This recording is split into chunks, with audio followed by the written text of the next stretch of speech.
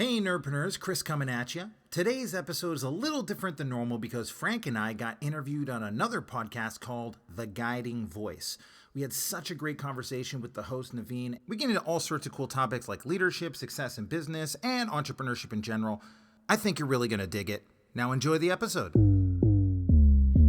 Keep it nerdy. Keep it nerdy. Keep it real nerdy. Nerdpreneur, you know I love my work. Life's a game, so I'ma take my turn. Nerds deserve to put their passion first, so let them rap a verse so they can all be heard.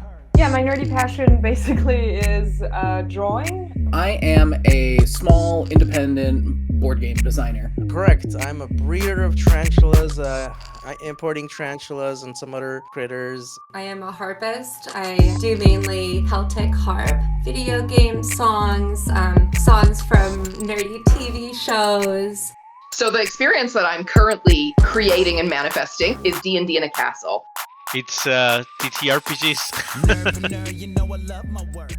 Chris and Frank, hearty welcome to The Guiding Voice, and I'm really excited to have this conversation. Thank you for being part of our journey. Yeah, thank you, Naveen. We're very excited to be here and talking to someone who's the farthest away person we've talked to in our journey in podcasting. So excited to be here. All right. Yeah, same here. Without further ado, probably I'm going to switch the questions, between both of you. And Chris, I'll go with you first. Can you briefly share your career journey? Wow, my career journey, I started in a factory, weirdly. I used to route what's called routering. You push a piece of plastic along a spinning blade. I did that over and over and over again. And then I said, I'm not going to ever work in a factory again. Nothing wrong with that work. I just didn't want to do that. And I missed this. I had this entrepreneurial thing I wanted to do. I started selling knives, weirdly. Like I got recruited into a job where you sell knives. Basically, not really door to door, but like you go to people's houses, you cut up some stuff, rope and leather and things, and people loved it. And I did that for a long time. I'm talking like 13, 14 years of my life. I did that, just learning sales, eventually recruiting, and eventually becoming a manager. And then I wound up moving into digital marketing after that because those skills super transferable.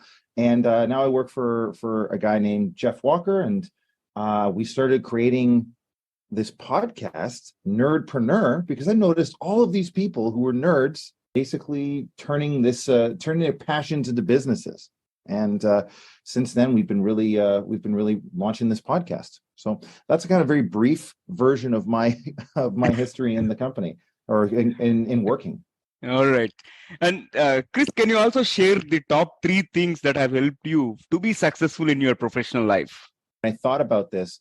First thing was, I think, pushing past discomfort. It's one of the things that really I found works for me many, many, many times. Where most people are willing to give up, I'm willing to push past that point a little bit further.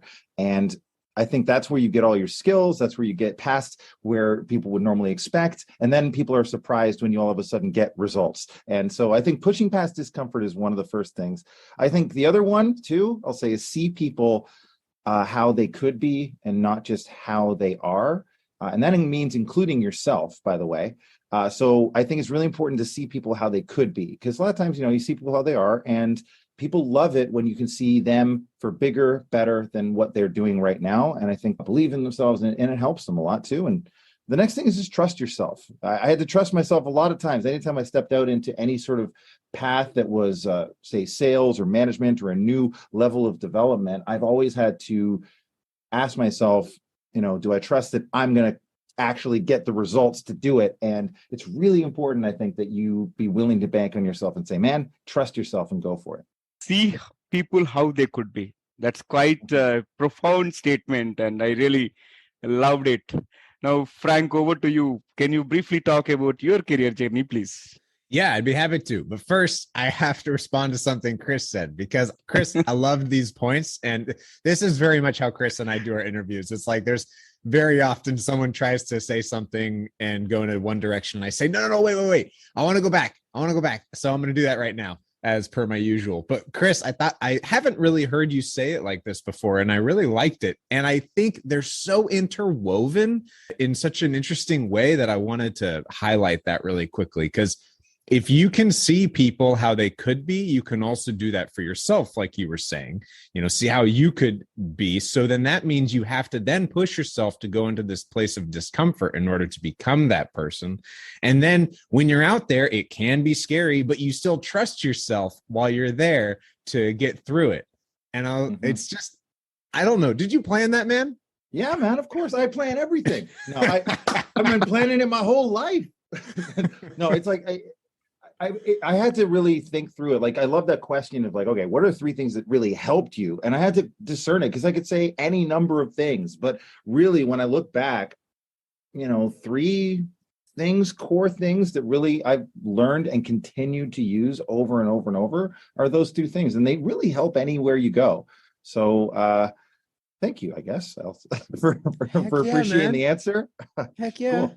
But yeah, Naveen, to answer your question about me, my career journey a bit. So Chris and I have a lot of similarities and overlaps, but the start of our stories is different. So I started off not really knowing what I wanted to do, and then in as far as professional, but I knew that acting was going to be in it. So I was very committed ever since I was 10 years old. I knew I was going to be an actor. So I pursued acting amidst other academic endeavors. And eventually after college, I pursued that professionally in film. I had some success, but ultimately it wasn't the future that I wanted for myself, because that's a very challenging hand-to-mouth kind of career. And as you get older, it's not the kind of thing that's great for starting a family. And I just knew that. I didn't have a family to take care of, but I just knew that down the road that would be a struggle. So I didn't really want to deal with that. And plenty of people out there are totally fine with it, and they're prepared for it. But I just knew I didn't want to do that anymore. Something had changed. So I switched. Starving artist syndrome, right? Yes, exactly. The starving artist is. I forgot to mention, I took theater as well, and that's why I was like, oh man, I totally get that. Neither of us wanted to be the starving artist. It's not. I love art. I love performing. I love acting, but like, I also like having a fridge full of food and having some actual nice things around. Maybe driving a nice car. So I think it's important to have a little bit of cash coming in. That's my advice to people. Don't do theater. No, do theater, but don't expect to get paid a lot. That's all. Exactly. Don't expect it to be a easy path, and don't expect it to be one that makes sense to everybody else. That was a big one. Then from the acting world, I switched into business. I went back to school. I pursued a business degree, and I wanted to work in video games. And I'm very passionate about video games, and I wanted to get on the business side of it. And that was very, very hard. That industry, for any listener that is familiar with the video game world or that kind of tech world, like studios in general, it is if you're not a developer, if you're not on the creative side, the technical creative side, it's going to be very hard for you to get a job. You could try project manager, which is what I eventually tried, but ultimately I was like sales and marketing guy. And it was for a small indie studio, and that was very exciting because it was VR. It was at the time that VR was cutting edge back in like 2016, 2015. So that was really cool, but there wasn't enough opportunity there for me. So then from there, I switched just naturally how jobs went, finding a job. And now I work in the construction world and hardware world, and I sell at a sales agency. But specifically, my role has transformed into creating video content. So I'm getting well-versed with the technical and the creative side of making videos for manufacturers to help them sell their product. Excellent. And then, yeah, Chris and I now do this podcast together, and it's a great side project. So how many folks have you interviewed so far on your podcast? 13. Yeah, we've had a solid 13 interviews that we've done as far as proper nerdpreneurs, right? Like, we probably should define what a nerdpreneur is in order for people to know Chris. what it is that we're interviewing, right? Because go for it. You might hear that word and be like, what? That's not even a word. Well, nerd is the first part of that word. We'll break it down the etymology. Nerd, right? And those are people that, again, we ask people to define a nerd on our podcast. There's lots of definitions of it. But the definition I think we have taken for nerd is someone who's following their passion and trying to and just love something for the sheer love of it, right? So people are nerds about, say, Star Trek, or they're nerds about Dungeons and Dragons, or they're nerds about, tarantulas, actually. And this is sort of examples of things that you could be nerdy about. And the other side is preneur. This is a person who is launching a business, creating revenue, or some sort of business out of their passion. And so nerdpreneurs are people taking their nerdy passion, turning it into a business. And I just saw so many people around the world that were on Instagram and Twitter and Facebook and YouTube, all this thing, and they were putting out content and they were making things happen during the pandemic, and they were finding a way to thrive, and they were making, in some cases, more money than they were during before the pandemic, right? When they had real jobs with quotations, right? And so this, like, people wind up making crazy results happen, and they're doing it with something they love. And I'm like, we want to highlight and showcase these stories. So weirdly, I just sort of reached out to a few people, and not expecting that everybody would say yes, but some of the guests that we got on were like, holy, yeah, we'll do it. Sure, we'd love to. Because I don't think a lot of people are necessarily highlighting these level of stories. And there's so much you can learn from what people have done in their journey to get from being someone who is working in a regular job, or maybe wasn't working at all, and then taking those steps to become a nerdpreneur who's not only having a thriving business, but is doing it in alignment with their values and with their their thing that they're passionate about. In fact, I would say I've interviewed over 50 young entrepreneurs, and out of them, few of them are they fall into this category of nerdpreneur, and I'm really impressed. It is so attention-grabbing word, right? All right, so let's take a step back, and Frank, going back, I would like to learn from you as well. What are the top 3 things that have helped you to be successful in your professional life? Yeah, for me, a big one that I have recognized is just a willingness to learn, and knowing that whatever you do, there's going to be learning in the journey. You're going to have to be ready to sit down, study independently, and acquire skills. And my current job has been a huge testament to that, with the amount of video production I've had to learn, the technical side of software and hardware. And that has been just a great asset to myself, that I'm comfortable with learning and that I like it. So this next one would be my community and people that I can lean on. I think this is something that people often talk about, but also don't, in a weird way. So I just wanted to bring it to the top that people that I lean on whenever I need to have been huge sources of inspiration, guidance. My boss at my current job, I work at a small company of 7 people, and my boss is super knowledgeable. He's got a great eye for detail. And so people like him and even my parents, they're just great sources of people that I can lean on. And then my communication skills.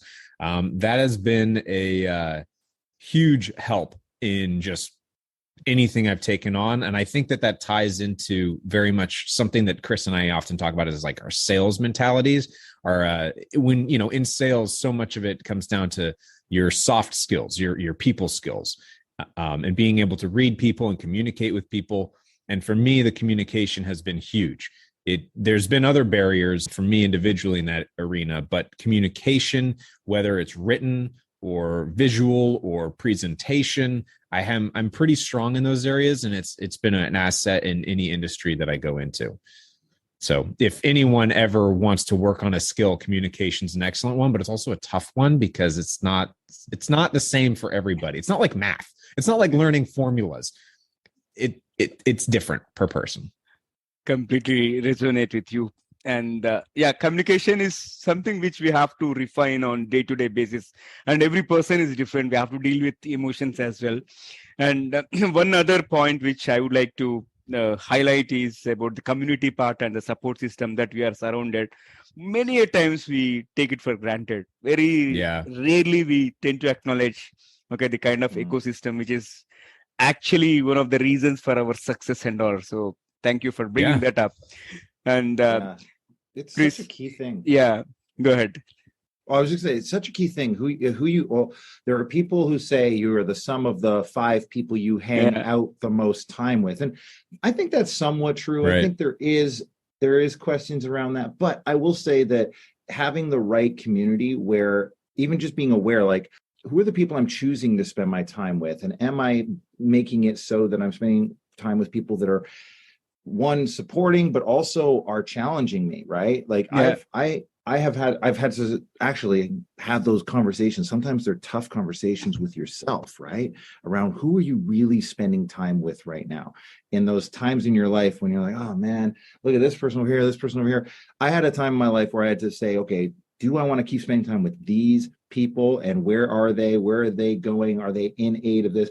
And I actually took a hard look at that and said, you know what, I'm going to start a mastermind. I'm going to do something else. I'm going to pick the best people I know, and I'm going to start a mastermind. So I started this mastermind just so I could have some people in around me that were willing to challenge, willing to push, that were focused on growth. Because if you don't have those people around you that hold you a little bit accountable, keep supporting you, sometimes you can wind up missing that mirror that you need to see where you're really at and when you need to move forward or when you need to do the next thing, you know?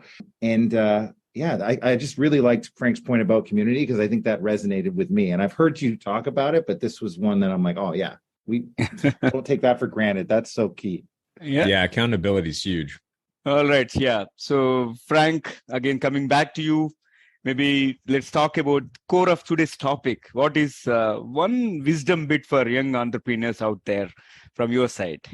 Yeah. So the one bit of wisdom that really stands out to me from the people that we've interviewed is a genuine desire to help people in your audience or help your customers, a genuine desire to provide value, want to make their lives better. We saw this with one person that we interviewed that really shined a light on this. And then I saw this thread through almost everybody. No, I would say actually everybody that we interviewed. We had one guest, and her name is Melody, and she has a following that she started based on a character that she really loved in a video game series. And this character was a healer, and she would heal through music. And so she started creating a persona around this, and partly because she loved this character, but also partly because she also loved music. And she started playing harp music, and she was hearing that people that listened to her music really felt like, they felt better afterwards. And she got a great level of joy and satisfaction out of that. And we've heard similar things from other people, that when they get this satisfaction about helping others, they get their passion is reignited. It's fuel to keep going. And I think that when people find something that actually gives other people value and that other people appreciate, and then when they hear that appreciation, they then are fueled. I think that that's really important to find something like that. But it's also really tricky because there is a trap, I think, at least over in North America. We're told, our generation was told something when we were kids, which is, if you end up doing what you love, you will never work a day in your life. And I don't know if that's told over in India as well. Is that, Naveen? It is in fact. Okay. That's why people say follow your passion. And these days there is a new quote, actually: don't follow your passion, just go by the flow. That's interesting. That we have not heard that one yet. And I will be surprised. Probably won't be surprised if that becomes a thing. But right now, Chris and I do talk about this, of course, but the idea that if you follow your passion, you're going to have a hard time making money. You're going to have a hard time finding yourself living comfortably, which can make it harder for you to make a positive impact in the world if you want to.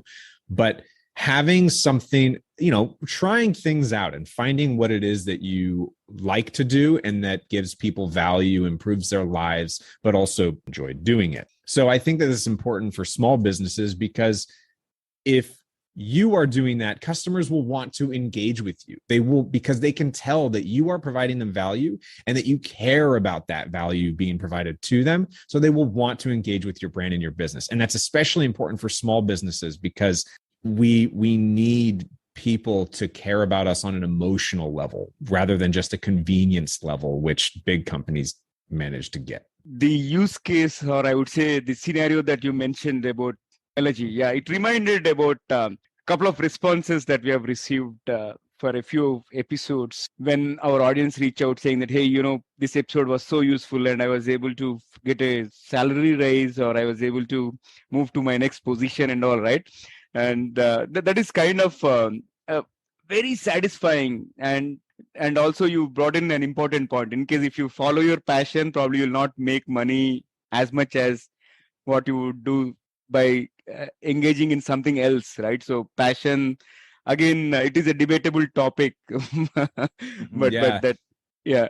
Yeah, in the beginning, it's really hard to make money. I should clarify, it's harder to make money if you follow your passion. Not impossible. And there's plenty of people who make a lot of money doing it, but it's harder. I think it's okay. This is an interesting thing because, when I was thinking about this exact question, one of the core things we always hear from people is, they followed their passion in order to start this nerdpreneur business, right? And we have heard that a lot as advice, right? Throughout our lives is, I mean, how many of us, Naveen, like, were you told follow your passion when you were young, right? Or maybe not, I don't know. But I think people hear it a lot. And I don't know that advice is good enough. I guess that's my biggest gripe with that, is that there are lots of people that we've interviewed too who said they followed their passion and then wound up also with regrets around, like, holy crap, this is so much harder and so much more stressful. And my passion is now my this thing I'm obligated to, right? I think you have to really be careful sometimes and make sure that you're building a house that you want to live in. Yeah. You got to take your time to be building a house you want to live in, which is why sometimes following your passion is great. And I guess the thing I've thought about with the people we've interviewed is that they have a pattern of how this goes. So you get this follow your passion instinct that gives you a guidance, like a barometer for where are you going to go and put your effort in. Because when you're passionate about something, effort becomes easier. Yeah. Right? And the thing about that is, why follow your passion? Because passion is going to lead you to being skilled. See, if you do this a lot, if you do something because you're passionate about it, you're going to get good at it. Like, you're passionate about podcasting, you're going to do a lot of podcasts. Then you're going to get pretty good at it. And then all of a sudden you have skill. And the thing is that skill that you have now that leads to opportunity. Yeah. And opportunity is where, people have to make that mental shift to go from, being amateur to pro. Yeah. I'm going to start charging for this, right? You may, like, we had this guy who is a LARPer, and I'm not going to get into what a LARPer is. That's too much for this podcast. But let's just say he was very skilled at manufacturing these masks, okay, for people who LARP. And people around him started saying, wow, I love your mask. Where can I get one? He's like, well, I make them. And then they say, hey, well, could you make one for me if I paid you? And now that's opportunity. He has to make that mental shift to being like, I could make this a business. And then you have to get that first sale, right? And that first sale is proof of concept. And I think once you get a first sale, then you have to think about process. How are you actually going to do this consistently? So creating a consistent process, and then from a consistent process, then it leads to scale. So your passion is enough to get you started. It's not enough to get you down the way to being a nerdpreneur. There's a lot of other things in the way, or that you have to make links to. But following your passion is a nice barometer for where you might want to start. Mm-hmm. Yeah, excellent point, Chris. Chris, on that note, I also want to move to my next question, and this is to you.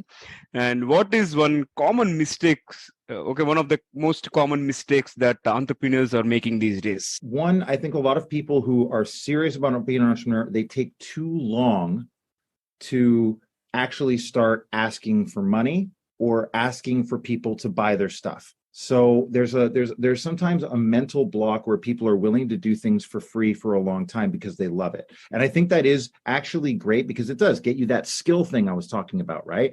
But I think we overestimate how skilled we need to be to start providing value that we can charge for. So a lot of people, like, you don't have to be the best harpist in the world to be able to go out there and perform some video game music and start creating followers. Melody, who we were just talking about, she was not someone who took harp her entire life. She picked up the harp kind of late in life and then started playing and then kind of figured it out, was able to create some content that people like. You just kind of have to be better than, or provide value. You have to be provide value to the people who are following you. So if your market may not be classically trained harpists, right? Because a classically trained harpist may not say, oh, well, she's not picking properly, or she's not doing this specific classical compositions. For example, she's making video game music.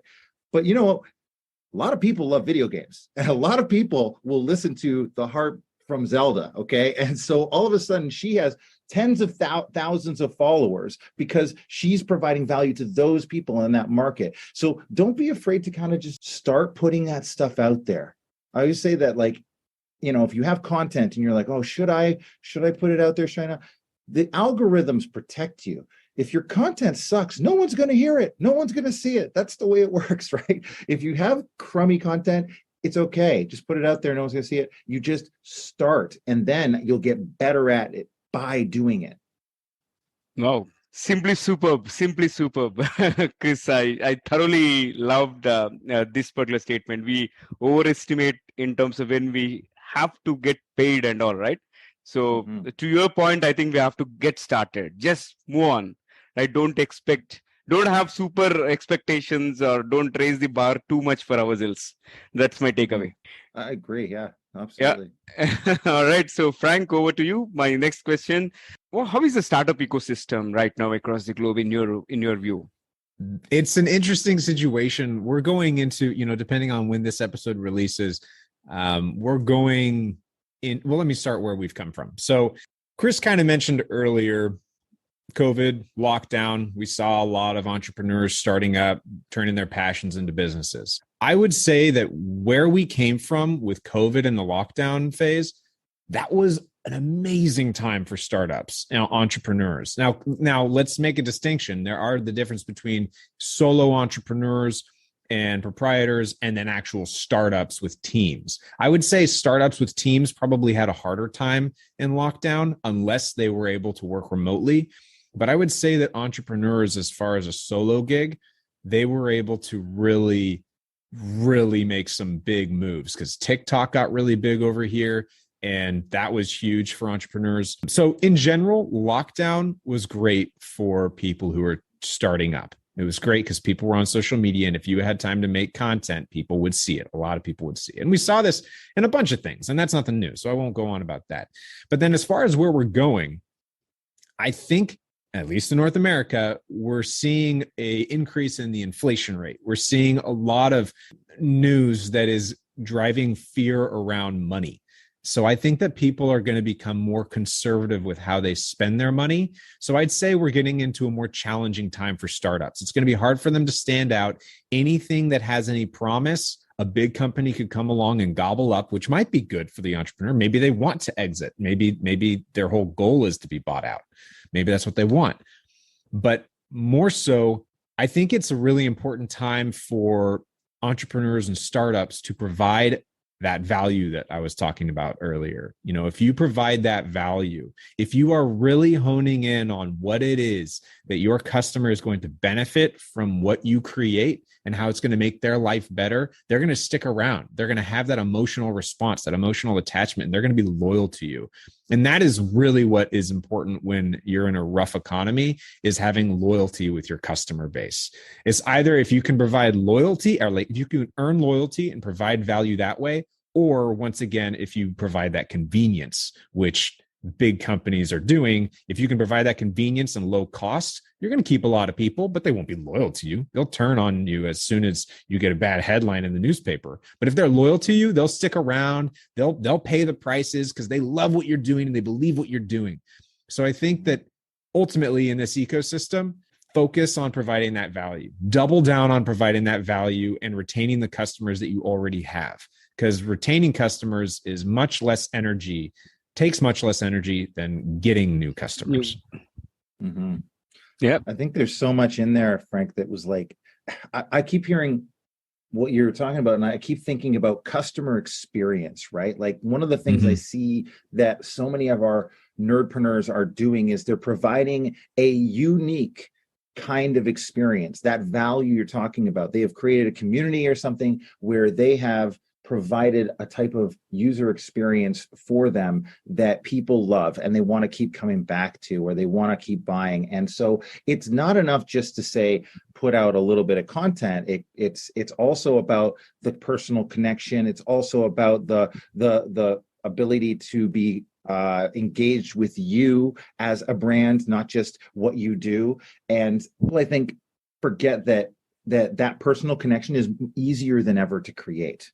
Than because of social media. And we heard that over and over and over from people who were starting up their own companies. That like the way they started, the way they grew was a grind. It was a lot of, hey, I'm commenting on posts, I am reaching out to people directly, I am, trying to connect with all these people in a powerful way so that they get a experience with me that is unique. And it maybe wasn't as conscious as like, oh, I'm giving this experience, but a lot of these people who comment on someone's post and then people say, oh, wow, I'm so happy that person commented. Oh, that person responded. Like they get this rush of like excitement from interacting with that person that gives value. And now it's more about creating that experience for them so that they have that personal connection. And I think that really is the new kind of model, or one of the new models for startups right now.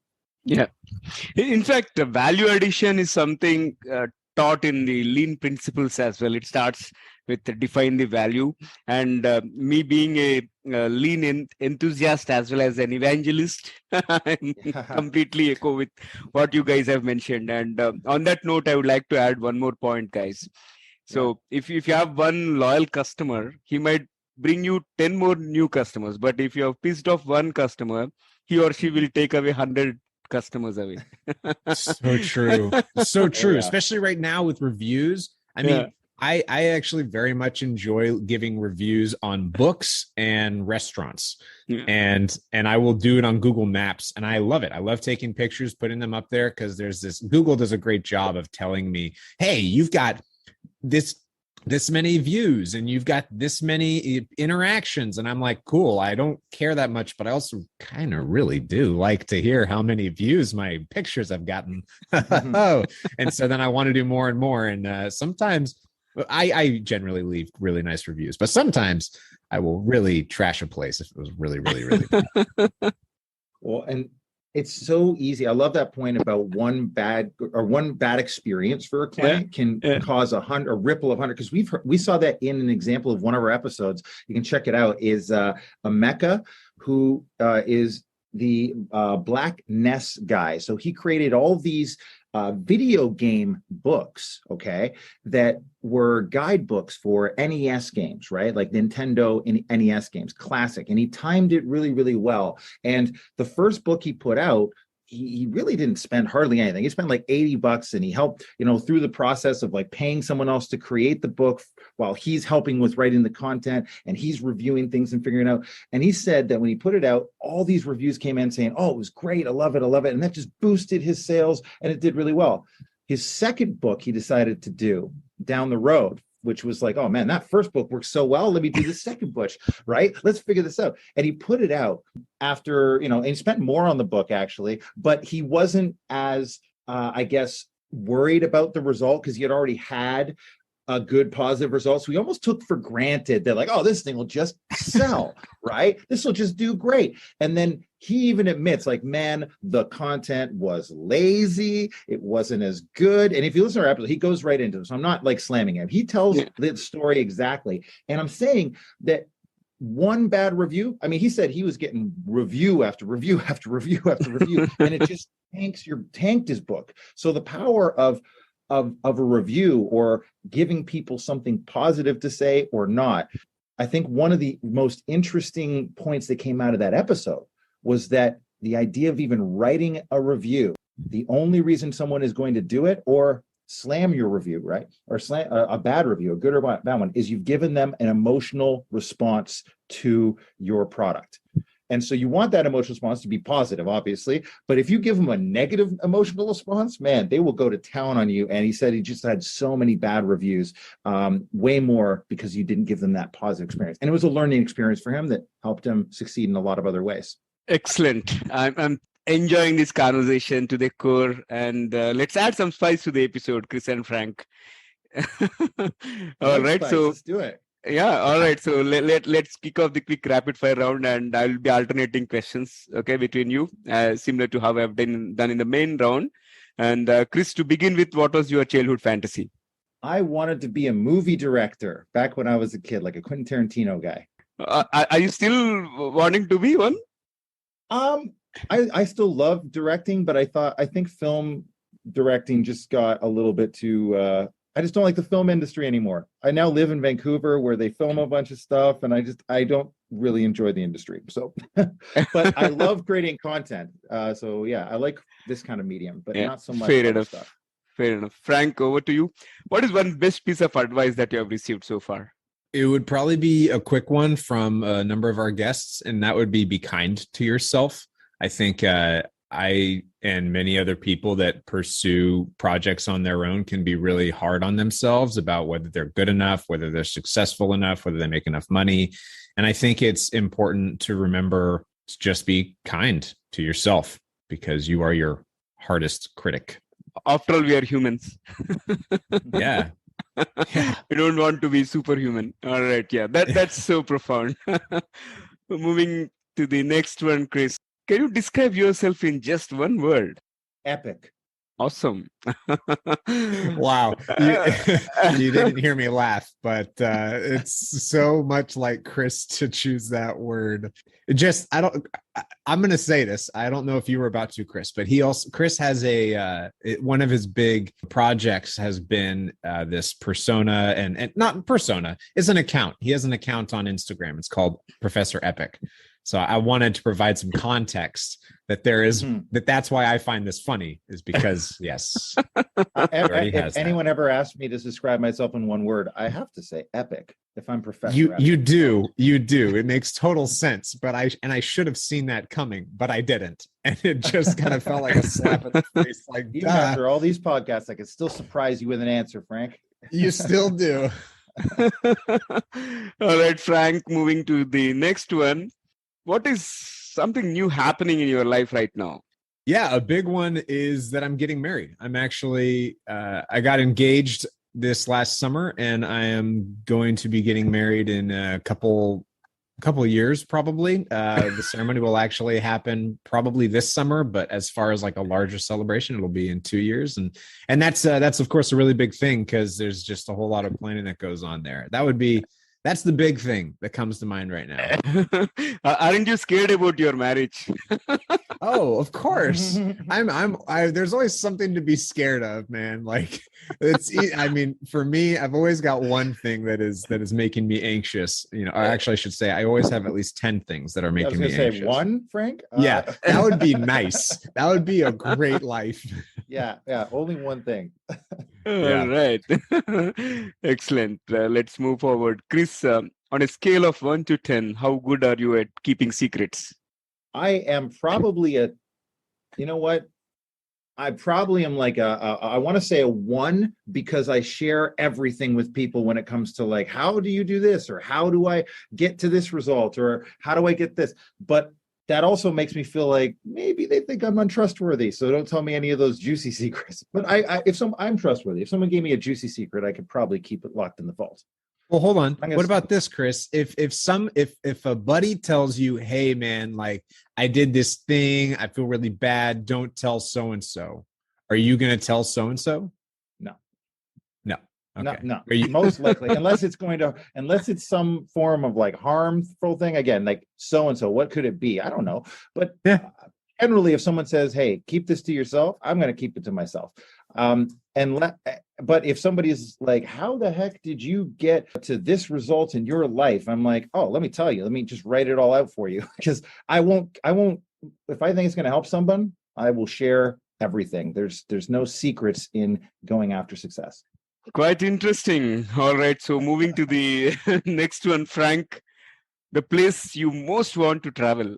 Yeah, I actually want to head over to Asia, Singapore, Southeast Asia. And then from there, visit Australia as well. I have not been to that part of the world yet, so I really want to go there. Mm-hmm. Yeah, Singapore, I have a friend over there, and it's just so exciting. With the pictures I see, I'm just like, oh man, that looks like a fun time. whole lot of culture over there. Yeah. So yeah. Wonderful. So wish you all the best on your journey. And this one is going to be last one for the rapid fire. And I would like both of you to answer this one by one. And I'm okay with whichever order you want to proceed. But here comes my question. What is one fantasy gadget that you'd like to see or invent yourself? It is, okay, I want something that is essentially like a sticker or something like that I can tear off and put on things in my home, that I can hit a button on like my fridge or on this thing that gives me these little stickers, and it'll make a sound.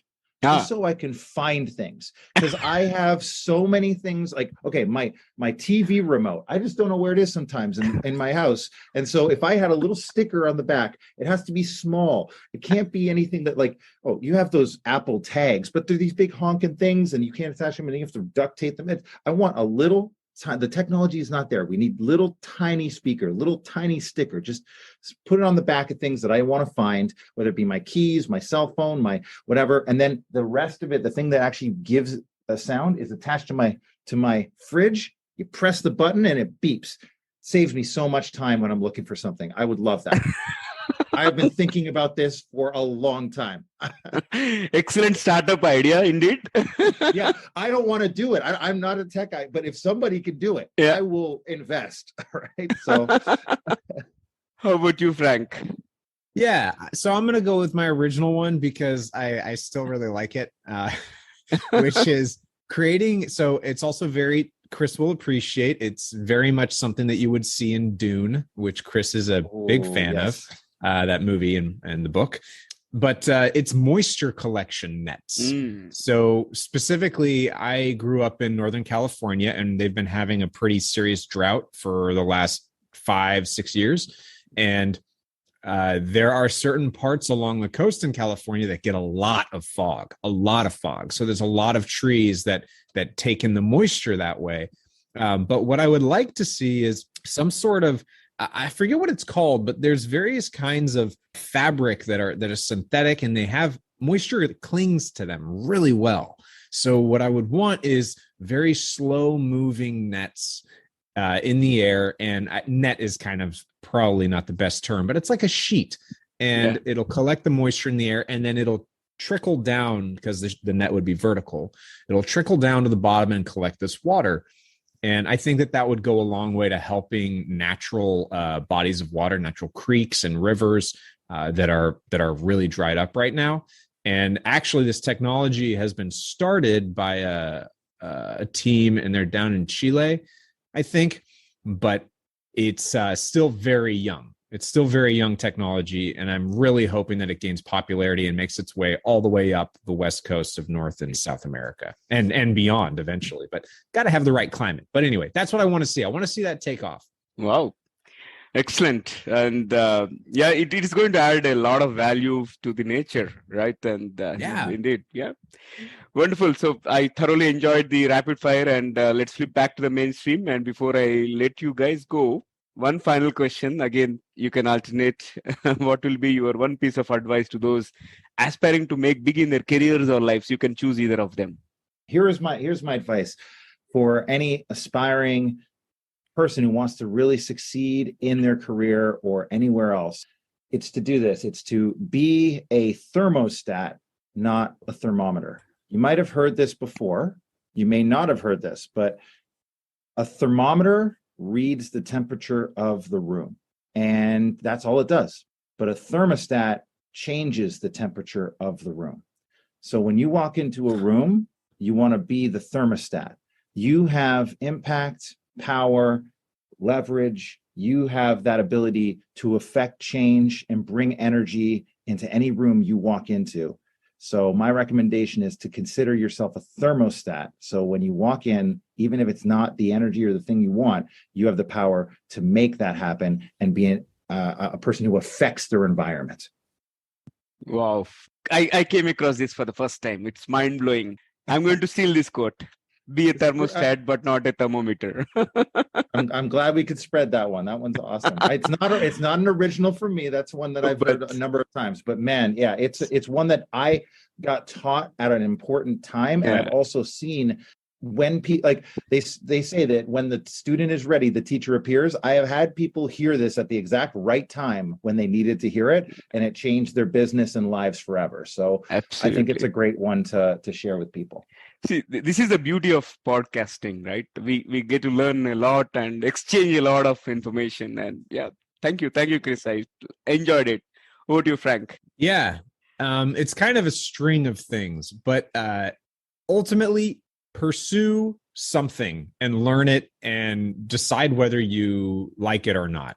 And before planning to make a big career on, for example, creating a new soft drink, like what if you actually do that? You enjoy part of it, but then you realize, oh my gosh, there's this industry. I really don't want to be in this industry. Everything about this just drives me crazy. It's okay to realize that and then say, you know what, actually, I don't want to do this anymore. And being okay. And because what you have done in that direction that you've pursued is you've gained a lot of skills and perspective and understanding, and that's going to help you with the next thing. So being okay and being kind to yourself, there it is again, be kind to yourself when acknowledging that I don't want to do this anymore. I don't want this to be my 5-year future or even my 1-year future. I want to change.